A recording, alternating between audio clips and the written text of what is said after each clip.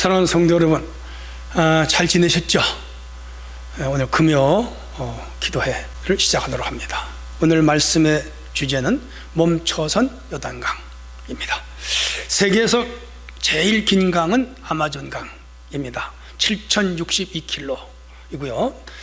나일강이 6671km, 미시시피 강이 6210km, 한국의 한강은 950km, 낙동강은 525km, 영산강은 115.5km라고 그럽니다. 금강은 794km고요.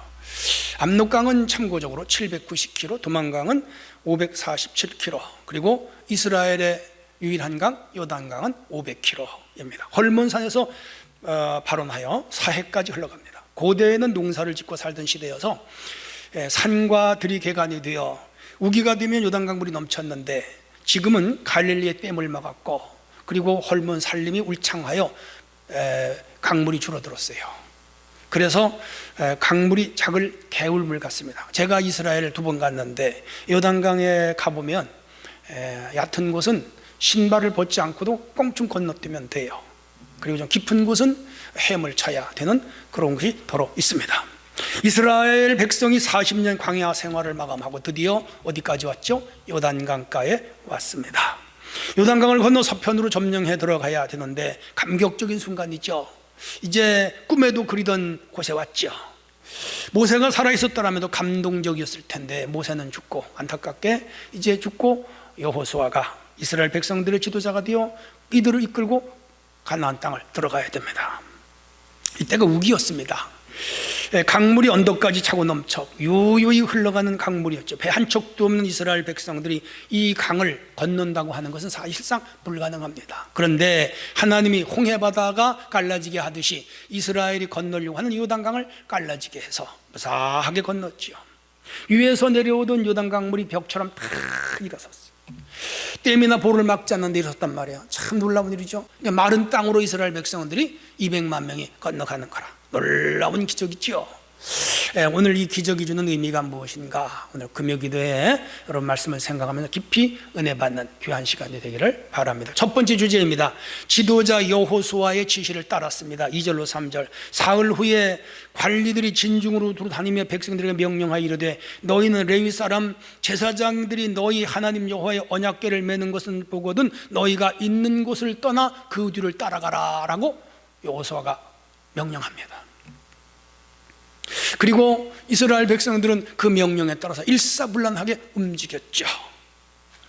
백성들이 여호수아의 지도하심을 따라 갈 때 놀라운 일은 강이 갈라졌다는 거예요. 쫙 갈라졌죠.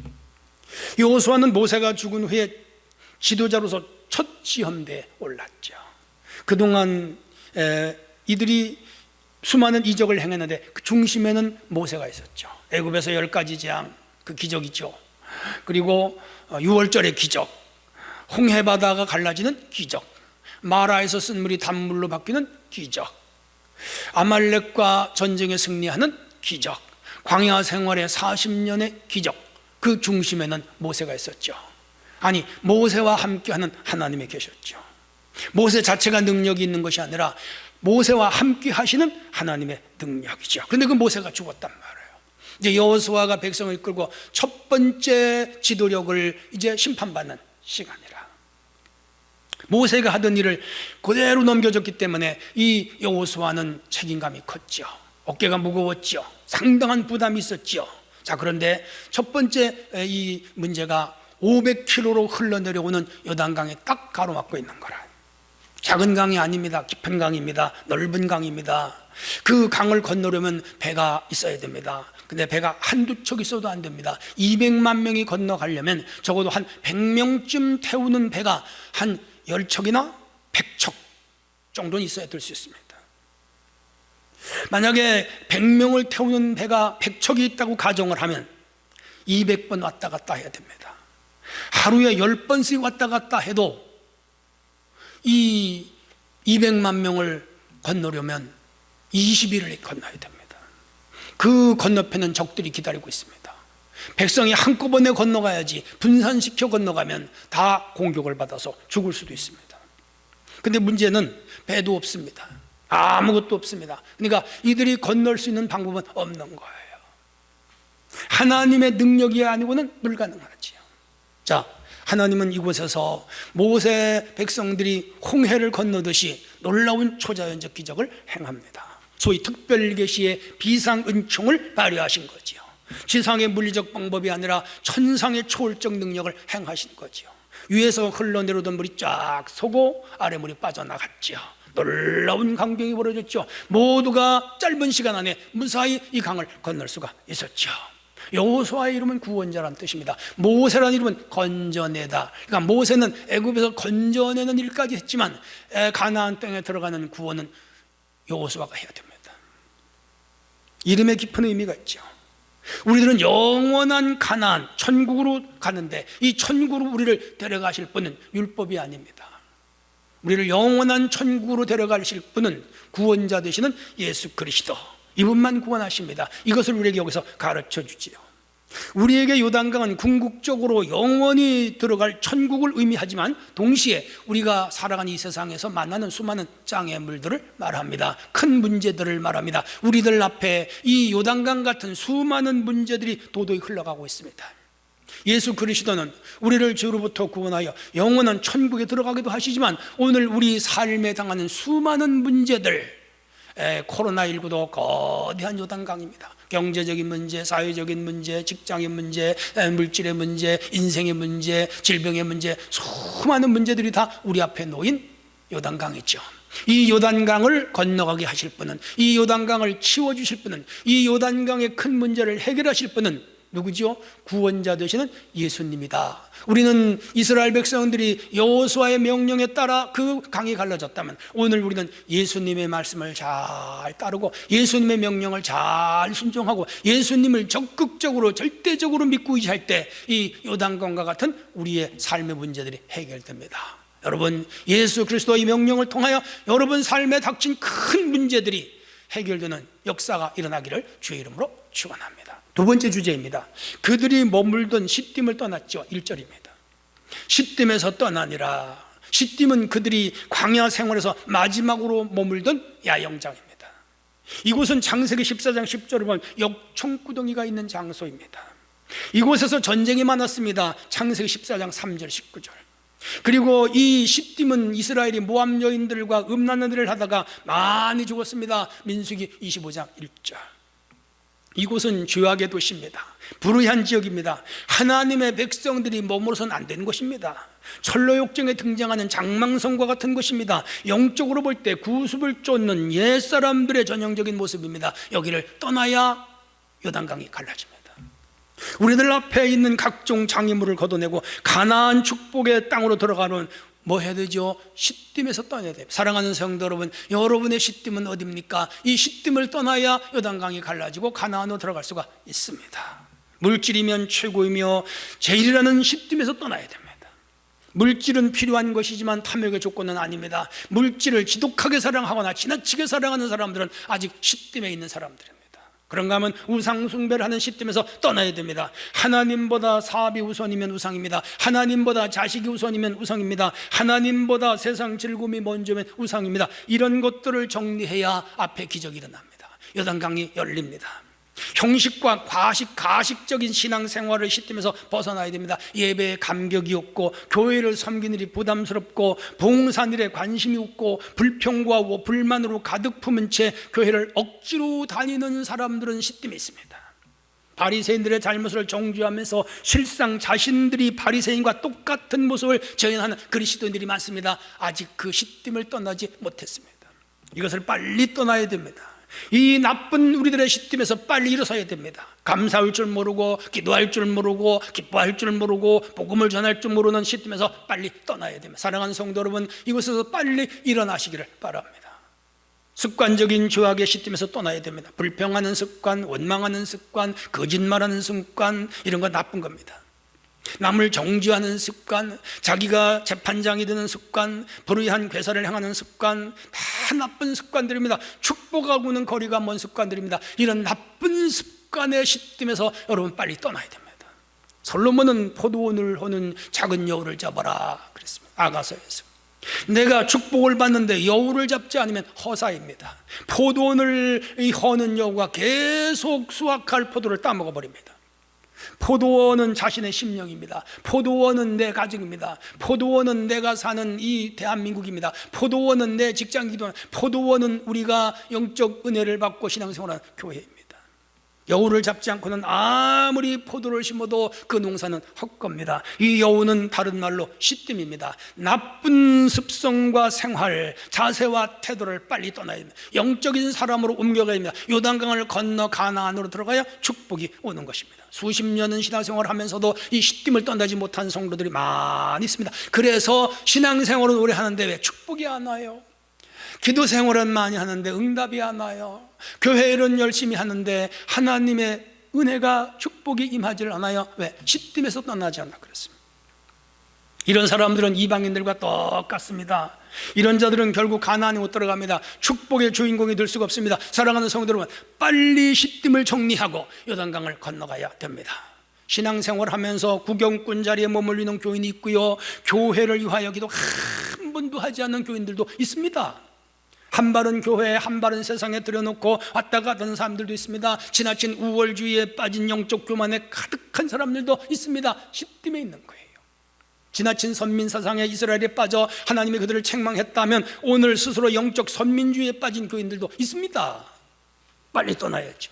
과감하게 여러분의 시뜸에서 자리를 들고 일어나서 요단강을 건너 가나안으로 건너가야 됩니다. 성도 여러분, 이 나쁜 습관, 나쁜 시뜸을 빨리 벗어나는 성도들이 되기를 바랍니다. 주의 은혜가 임할 때 가능합니다. 세 번째 주제입니다. 제사장이 맨 언약궤를 따라가야 합니다. 3절로 4절. 백성이에게 명령하여 이르되 너희는 레위 사람 제사장들이 너희 하나님 여호와 언약궤를 매는 것을 보거든 너희가 있는 곳을 떠나 그 뒤를 따르라, 그 뒤를 따르라 그랬습니다. 근데 이 제사장과 이스라엘 백성들의 사이를 2000규빗을 두게 했습니다. 2000규빗이면 뭐로요? 9km입니다. 25리. 이스라엘 백성들은 법궤가 이 지성소에서 나오는 걸 처음 봤을 거예요. 그리고 이 법궤를 너무 가까이 하거나 함부로 대하면 죽어요. 하나님께서 그들의 안정성을 확보하게 하기 위하여 그 정도의 거리를 둔 것 같습니다. 중요한 것은 멀리 보이지만 그 법궤를 따라 가는 거예요. 그럴 때 요단강이 쫙 갈라졌죠. 이 내용을 자세하게 들여다보면 언약궤만 보고 가라, 가까이 하지는 말아라, 언약궤는 언제나 앞서가게 하라, 제사장들이 메고 가는 그 뒤를 따라가라, 이런 순서와 절차가 있습니다. 그리고 그 요단강에 이 법궤가 들어설 때 강이 갈라진다. 놀라운 것은 이스라엘 백성들은 한 명도 이의를 제기하지 않고 이 하나님의 명령을 따라 그 법궤 제사장들의 뒤를 졸랑졸랑 따라갑니다. 여기서 언약궤가 중요한 의미가 있습니다. 첫째 하나님, 둘째 말씀, 셋째 예수 그리스도를 의미합니다. 오늘날 우리가 신앙생활의 축복을 받는 원리를 이 법궤 사건에서, 언약궤 사건에서 보여줍니다. 우리는 언제나 하나님을 중심으로 따라가야 되고, 언제나 말씀을 중심으로 따라가야 되고, 언제나 예수님을 중심으로 따라가야 되며, 예수님은 교회의 머리시고 그리스도의 몸입니다. 교회 중심으로 따라가는 성도가 복을 받습니다. 요단강이 갈라지는 기적이 있다 이 말이죠. 인간에게는 청개구리 증후군이라는 게 있습니다. 제도와 권위를 거부하고 자신의 뜻과 생각을 따라 살고 싶은 욕망이 강합니다. 이게 문제지요. 조직이나 공동체 질서를 벗어나서 자신의 우월성을 드러내려고 하는 충동이 강합니다. 이는 마치 연못에 사는 고기가 연못을 떠나 밖으로 나가고 싶은 것과 같은 충동을 느끼는 마귀가 가지는 나쁜 마음이죠. 하지만 고기가 이 연못을 벗어나는 순간 죽는다는 사실을 기억해야 됩니다. 우리는 언제나 하나님 말씀의 법칙 안에 살아야죠. 말씀 안에 산다고 하는 것은 하나님의 법칙 안에서 살아가는 것을 의미하지요. 대한민국의 법을 어기는 순간 그 사람은 사회로부터 격리되어야 됩니다. 신앙도 같은 원리입니다. 사랑하는 성도 여러분, 말씀 안에 산다고 생각합니까? 하나님 안에 산다고 생각하십니까? 예수님을 중심으로 살아간다고 생각하십니까? 여러분 자신들을 돌아봐야 됩니다. 여러분 법궤를 따라간다고 생각하십니까? 맞습니다. 법궤, 오직 말씀, 오직 하나님, 오직 예수, 오직 교회입니다. 개인의 욕심을 따라가면 안 됩니다.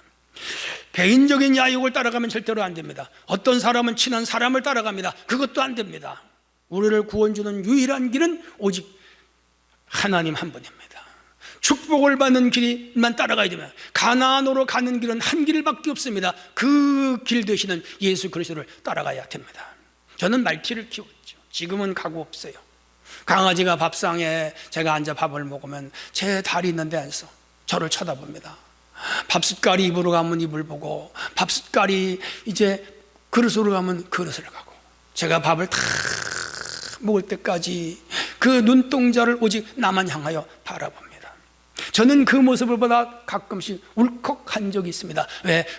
그 사건에서 두 가지를 저는 늘 봤기 때문에. 첫째는 그 모습에서, 그 말티의 눈동자에서 저를 봤습니다. 저는 평생도록 눈이 빠지게 주님만 바라보면서 살았습니다. 오직 주님 한 분만 바라보면서 살았습니다. 일을 할 때, 힘이 들 때, 속이 상할 때, 어려울 때, 앞길이 막막할 때 주님만 바라봤습니다. 사방으로 우겨쌈을 당할 때, 고독할 때 내가 바라볼 분은 하나님 한 분밖에 없어. 오직 하나님 한 분만 바라봐. 이게 목회자의 길이고 외로운 길이고 고독한 길입니다. 오직 여호와 한 분만 바라봤습니다. 그래서 나는 그 강아지에서 나를 본 거라. 주여, 나는 지금도 주님만 바라봅니다. 이 믿음으로 살아가고 있습니다. 또 하나는 그 모습에서 우리 주님의 모습을 제가 봤습니다. 마치 아버지가 자식을 바라보듯이 하나님이 나를 저렇게 바라보시겠지, 우리 주님이 나를 저렇게 바라보시겠지, 그 생각을 하다가 울컥했습니다. 이른 새벽 예배당에서 내가 내려오기를 기다리시겠지, 영혼 구원을 해야 할 때 내가 오기를 기다리시겠지, 주님 교회가 재정적으로 어려울 때 나보고 헌금하라고 저렇게 나를 바라보시겠지, 주일이면 예배 시간에 내가 내려오는가 눈이 빠지게 기다리시겠지. 내가 언제나 그 자리에 있으면 좋겠다. 내가 언제나 이 일을 해줬으면 좋겠다. 나는 너와 함께 있는 것이 좋다. 나는 너를 바라보는 것이 좋다. 그러므로 너는 나를 떠나지 말아라 하는 그런 모습으로 바라볼 때 나는 울컥했습니다. 내가 힘이 모자라지만 하나님, 나 언제나 하나님 곁에 있을게요. 나 언제나 하나님 사랑해요. 나 언제나 주님을 사랑해요. 나 언제나 교회를 사랑해요. 나 언제나 영혼을 사랑해요. 내 하나님 사랑하는 거 다 사랑할게요. 그런 마음을 가졌죠. 지금도 그런 마음으로 살아갑니다. 사랑하는 성도 여러분, 우리 오직 법궤의 주인 되시는 예수 그리스도, 우리 하나님만 바라보고 나갈 때 우리들 앞에 요단강이 갈라지는 놀라운 기적이 일어날 줄로 믿습니다. 네 번째 주제입니다. 자신을 성결하게 해야 됩니다. 5절로 6절. 5절에 보면 여호와가 또 백성이 이르되 너희는 자신을 성결하게 해라 그랬습니다. 하나님의 기적은 성결한 곳에만 나타납니다. 더러운 곳에 기적이 일어난다면 악령의 역사입니다. 저는 가끔씩 이단의 교수들이 무슨 이렇게 교주들이 기적을 행했다 그런 말을 들으면 그건 100% 악령의 역사라고 받아들였습니다. 악령도 때로는 능력을 행합니다. 자, 중요한 것은 우리 하나님은 성결한 영이시고 거룩한 영이시며 그의 백성된 우리에게 성결을 요구하십니다. 여리고 성이 무너질 때 아간이 성결을 깨버렸습니다. 얼마를 감췄고 공동체를 속였습니다. 아이성 전투에서 패배한 원인은 이 성결을 거부한 아간 때문에 결국 그와 그 가정이 다 연대 책임을 물어 죽죠. 우리는 축복의 주인공이 되기 위해서는 성결을 제1의로 삼아야 됩니다.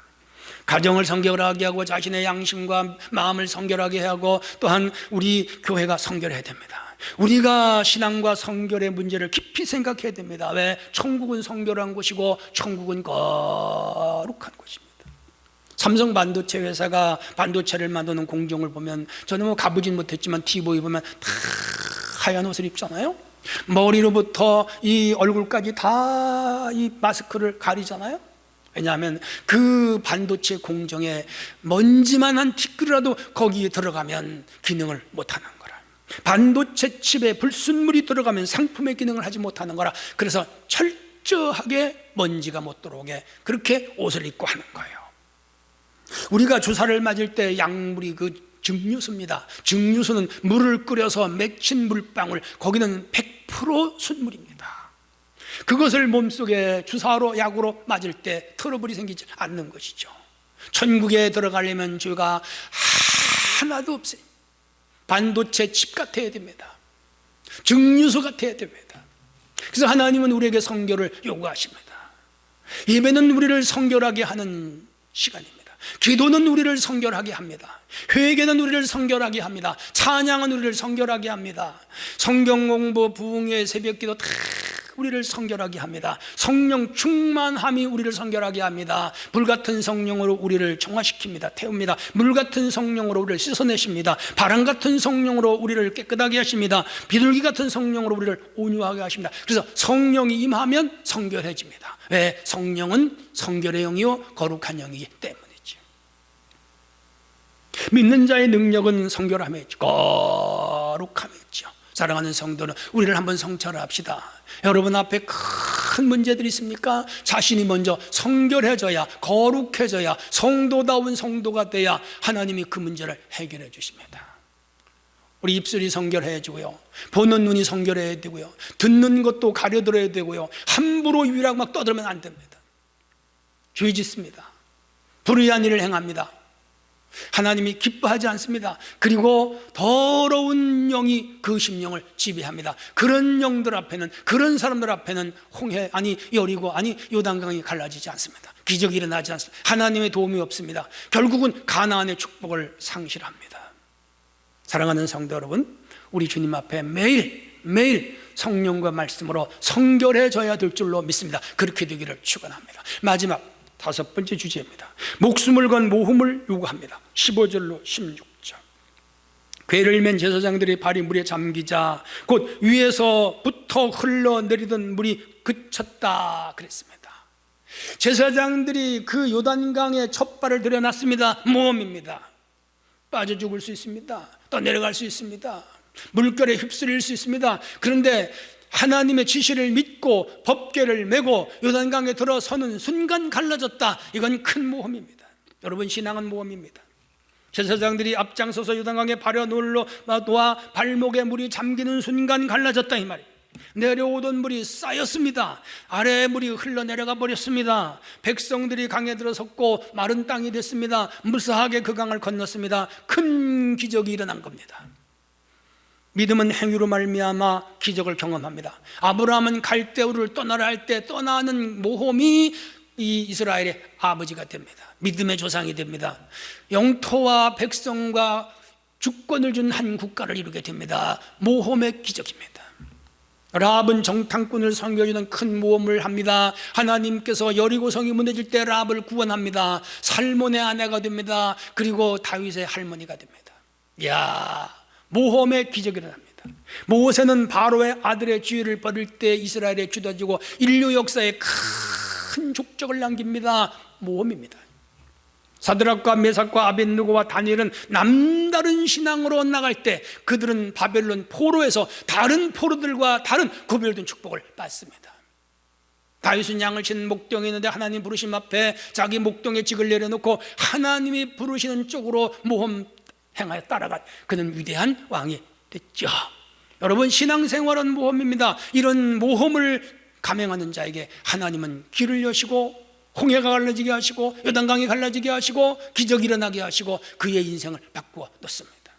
콜럼버스는 신대륙이 존재한다고 믿었습니다. 많은 공부를 했습니다. 기도를 많이 했습니다. 해양학을 공부했습니다. 그는 신대륙에 대한 꿈과 모험을 버리질 않았습니다. 많은 왕들을 찾아다니면서 자기의 프로젝트를 비즈니스했습니다. 사람들은 그를 미쳤다 그랬습니다. 하지만 콜럼버스는 신대륙에 대한 확신했고 신천신지가 있다 믿었습니다. 이사벨라 여왕을 찾아갔습니다. 자기의 꿈을 자세하게 설명하면서 왕이시여 저에게 배팅해 주십시오. 저에게 배팅해 주십시오. 그러자 이 이사벨라는 콜럼버스의 그 프로젝트 설명에 배팅했습니다. 거액의 자금을 투자했죠. 두 사람의 큰 모험이 성공했습니다. 오늘 북미와 남미를 발견한 겁니다. 그 해가 1492년입니다. 이런 모험자들에 의해서 이 세상은 변하고 바뀝니다. 축복은 모험하는 자의 것입니다. 옹졸하거나 째째하거나 그릇이 작아 아무것도 안 하는 자들에게는 미래가 없습니다. 오늘도 모험하는 자들에게 하나님은 우리에게 축복하십니다. 믿음은 뭐예요? 바라는 것들의 실상이요 보이지 아니하는 것들의 증거입니다. 하나님 주신 꿈을 안고 요단강을 뛰어드는 자들에게만 요단강이 갈라졌습니다. 뛰어들지 않으면 그 강은 갈라지 않았을 겁니다. 사랑하는 성도 여러분, 하나님 주신 꿈은 너무도 많습니다. 신령한 꿈이 있습니다. 거룩한 꿈이 있습니다. 영적인 꿈이 있습니다. 물질적 꿈이 있습니다. 가정에 대한 꿈이 있습니다. 자녀를 위한 꿈이 있습니다. 자기 인생이 주님 앞에 복되게 사는 꿈들이 있습니다. 꿈만 있으면 뭐합니까? 모험해야 됩니다. 실천해야 됩니다. 움직여야 됩니다. 첫 발을 내딛어야 됩니다. 그 방향을 향하여 주여 믿습니다, 도와주시옵소서 나가보세요. 하나님이 길을 열어주실 줄로 믿습니다. 결론입니다. 우물 안에 개구리들이 되지 맙시다. 이불 밑에서 활개질하지 않기를 바랍니다. 높이 나는 새가 멀리 봅니다. 맞아요. 죽으려면 죽으라는 각오를 가져야 됩니다. 내 입을 크게 열라 말씀합니다. 히말라야 14개봉을 점령한 허용호 대왕은 산악인의 영웅이 됐습니다. 모험의 결과지요. 오늘도 신앙의 영웅을 우리 하나님은 찾고 있습니다. 여호수아와 함께 그 요단강을 건너갔던 200만 명의 이스라엘 백성, 저 까만 옛날 이야기지만은 오늘 우리들에게 큰 도전과 믿음을 줍니다. 우리 앞에는 여호수아보다 위대한 지도자가 있습니다. 여호수아보다 위대한 하나님의 아들 예수 그리스도가 있습니다. 우리는 그분을 앞세우고 가는 주의 백성들입니다. 주님의 뒤를 따라갈 때 우리 앞에 놓인 요단강을 건너 우리 삶에서 축복받고 영원한 가나안에 들어가게 될 줄로 믿습니다. 승리하는 성도들이 되시기를 주의 이름으로 축원합니다.